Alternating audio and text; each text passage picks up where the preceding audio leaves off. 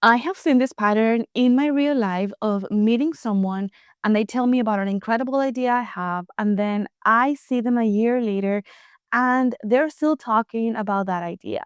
And then, even when working with clients, I tend to see the same pattern of this thing they want to do, and then the thing gets deprioritized and something else gets prioritized, but then the thing that they deprioritize comes back a few months later. So it's a cycle and it doesn't feel good. It creates overwhelm, it creates a feeling of being stuck. And today I'm going to help you break the cycle by changing your perspective, because I don't think that the problem is that you have too many ideas or that you need to learn to prioritize better. I actually think that the problem is around clarity, and not necessarily the type of clarity that you might think. Hello, my love. Welcome to Brand Confidence for Creatives. Are you feeling stuck in a cycle of overthinking, trying to build your brand? I'm Eugenia, but you can call me E. I'm a marketing and brand coach, and I spent years stuck in the cycle of researching, hesitating, and hiding until I got clear on my voice and my message. In this podcast, I'll guide you through the strategies you need to get clear on what you want to say, build a personal brand, and create consistent magnetic marketing. If you ever thought, I know I have something to say, I just don't know how to say it, you are in the right place. So grab your coffee and let's dive in. So this is a huge pattern. Whenever I talk about getting an idea or a project into the world, and I have been this person for sure, I know that even right now in my life, there is this idea that I have for a limited series podcast that has more of a social impact purpose. And I've been circling this idea for probably 3 years. It goes away, it comes back, and then when it comes back, it has a different shape. And I haven't launched that idea. It is not a revenue generating idea, but it is like something I am super excited about. So I completely agree of having too many ideas, and we feel like we have to figure out how to make them fit, how everything fits our brand and our story and our business, and how that thing that we want to do is actually a very strategic move, and everything has to make sense before getting it out there. And probably if I tell you that you need to focus, you're going to have an allergic reaction, because whenever I share this and someone tells me, oh, you just need to learn to prioritize, you just need to focus, I literally I roll so hard, because I have heard it before. I have watched so many YouTube videos, I have read the books, and I end up being frustrated by myself all over again, because of the whole you need to focus, that's not the answer for me. And I even remember when I was trying to understand how to manage this whole concept of having too many ideas, I did some research and I came across this process allegedly by Warren Buffett, might or not be his, but it says that you have to make a list of all of your ideas, everything that you want to do, and then cross everything that no, or cross everything but one thing. So that's like the one thing you didn't cross, that's the one thing you're going to focus on. So basically, the framework argues that focus is the result of eliminating everything else in a very ruthless way. And it makes sense. Don't get me wrong. I think it makes sense. And if it's actually Warren Buffett's, kudos. You probably should listen to the guy. And while I agree with it in principle, I can tell you that it can feel so restrictive for the brain of a creative. So today, I'm going to bring you a reframe, because I want to help redirect you. You don't have too many ideas. You have too little clarity. And this lack of clarity can come from three places. And these are the most frequent ones, and the ones we underestimate because we think, oh, I'm over this. I already did this. And you're going to see exactly what I mean in a second. Number one, lack of clarity in your vision. If you don't know what you're building, you don't have a filter through which eliminate or prioritize the ideas that you get. So everything pulls you equally to all sides. So you are not really driven by anything concrete, and that makes you more susceptible to shiny object syndrome. And I used to think that was a problem of being small, of being a beginner, but really that can happen. Sometimes we start growing a company, we start offering a service, and it is kind of a snowball, and then we're doing something else and doing something else.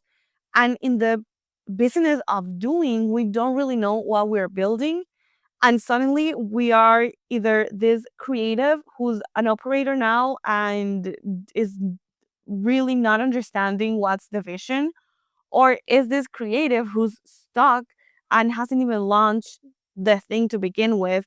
And every single day is a constant reminder of, oh my goodness, I have this idea. This would be great. I would love to do this.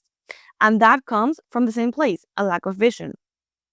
But also, lack of clarity can come from lack of clarity in your strengths. And I'm not talking about you taking a personality test or getting your Enneagram and then reading it and saying, oh my goodness, yes, that's so me, and then never again. I'm talking about, yes, taking an assessment. And I'm going to tell you my favorite by far. And I'm an assessment crazy girl. Like, I've taken everything and I can tell you my favorite. But beyond just taking it is studying it, running experiments in different areas of your life. If you get a result, don't just use it to validate yourself or to really prove things that you already knew about yourself, but try to apply it to different areas, because that's where you're going to start seeing the growth, and you are going to start filtering, again, that word keeps coming back to me, but filtering out the things that don't match the way you're naturally wired. And let me give you an example. A couple of years ago, I got this idea. I don't remember if it was my idea or if someone gave me that idea, but it was an idea nevertheless. And the idea was becoming a fractional CMO. And I thought it was perfect because but by that time, I was used to managing so many aspects of the marketing strategy for so many businesses. And specifically, I had experience with business owners who had a podcast. So I was able, or I thought that I was going to be able to put together an offer specifically for podcasters who had a business so we could leverage their podcast for business growth. And in reality, that was a great idea. I think it's a really underserved market. I think a lot of people don't understand how to use your podcast strategically. So, yes, it was a good idea. But if I have known my strengths, and specifically my Clifton or Gallup strengths, I think it used to be called Strengths Finder, I would have known, or I would have accepted that I'm very low in analytical. Not to say that I am not good at being analytical, it is just not my strength. Imagine that all of the 34 strengths, you are at a zero. Everyone has them maybe at a zero. Like, you're never like -1, you are just a zero. And then you have those that you are a star, you're 100 on those. And because I didn't know my strengths, I didn't have clarity, I made the decision to go all in this offer, which again, strategically was a great offer. I validated the offer with a coach and it was wonderful, but it never felt right. I never felt right selling it. And part of me was hoping that I would never sell it. And I remember even going on a trip for a client that I had for this offer. And the trip was amazing. I truly enjoyed my time with the client, but I did not, like, a part of me was telling me, like, this is not it.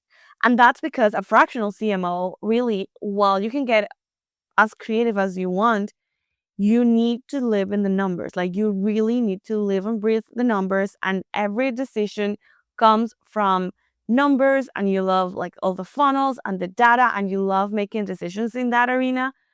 And that is simply not me.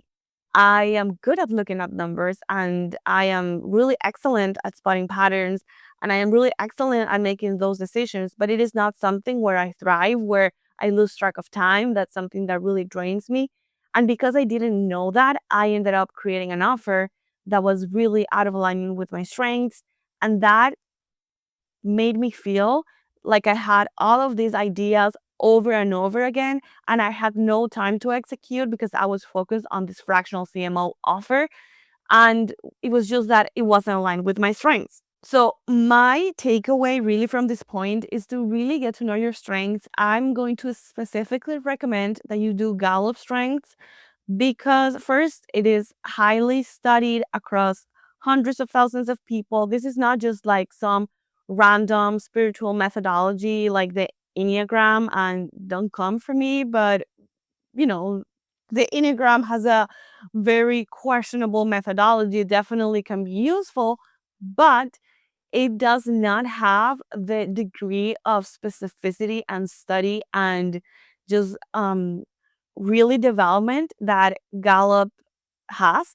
So I 100% recommend that you go there. And even if you can find a Gallup coach, if you feel like, oh my gosh, I really do not have clarity on my strengths, make some time for a Gallup coach because it is going to be life changing and it's really going to direct your ideas. And you are going to feel more, you're going to feel like taking action becomes easier because you now are going to get ideas and you're like, ugh, great idea, but not for me. And the third area where usually clarity lacks, and that is what brings us overwhelm and lack of movement, is lack of clarity in your voice. And this is so funny because as creatives, we would never think that this would happen because we are so filled with ideas. Basically, our brains are talking to us 24/7. But the reality is that you're so stuck in your head that you have stopped creating. Like you have become super distant with how you sound. Or maybe, and goodness, like I am guilty of this. In recovery, 2026 has been my year of purge, but maybe you've been relying too much on ChatGPT. And now you feel weird because your voice sounds weird to you. Like, oh, it's not as witty, or like it's not as clear, or it's not as eloquent. Especially me, English is not my first language. So I'm always thinking that what I'm saying, I'm not gonna say that it's wrong, but I always go to like some type of AI to like help me polish it. And while yes, I definitely recommend doing that for emails, that's super easy because I can just brainstorm everything I want to say, and then Claude helps me like organize my ideas. I don't use AI for my content, at least for my long form content. For this podcast, not at all.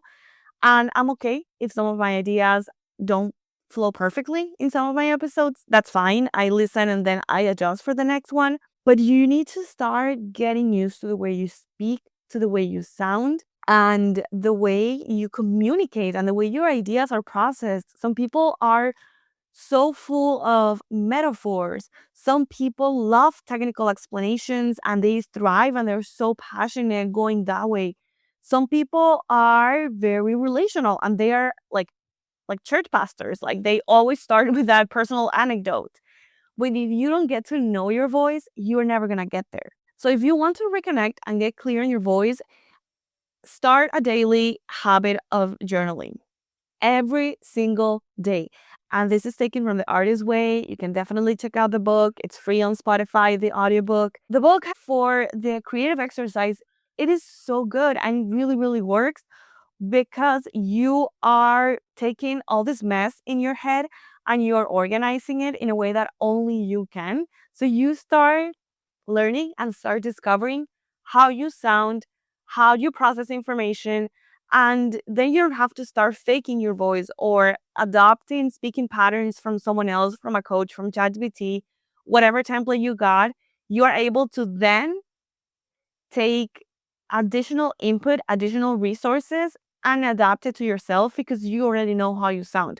You are not that insecure that you are afraid to sound like yourself and you're just saying things in a way that are not you. I see this like writing, I see it as letting your brain know that you're interested in what it has to say.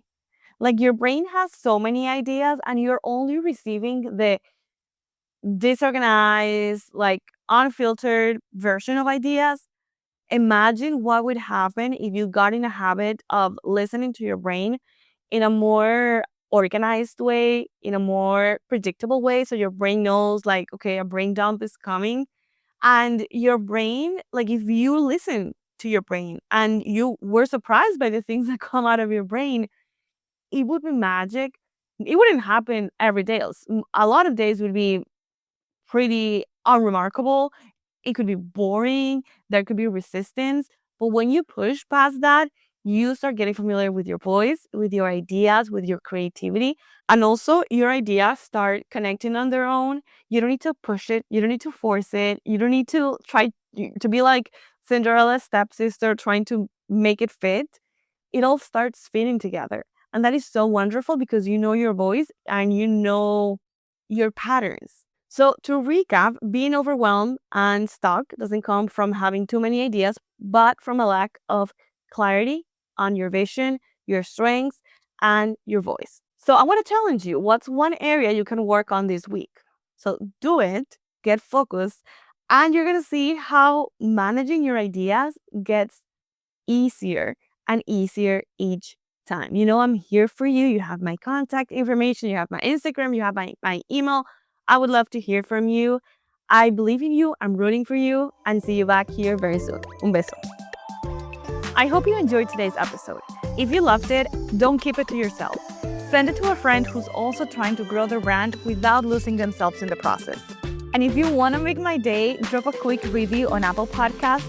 Seriously, it means the world to me, and I know that this show is helping you show up with confidence and clarity.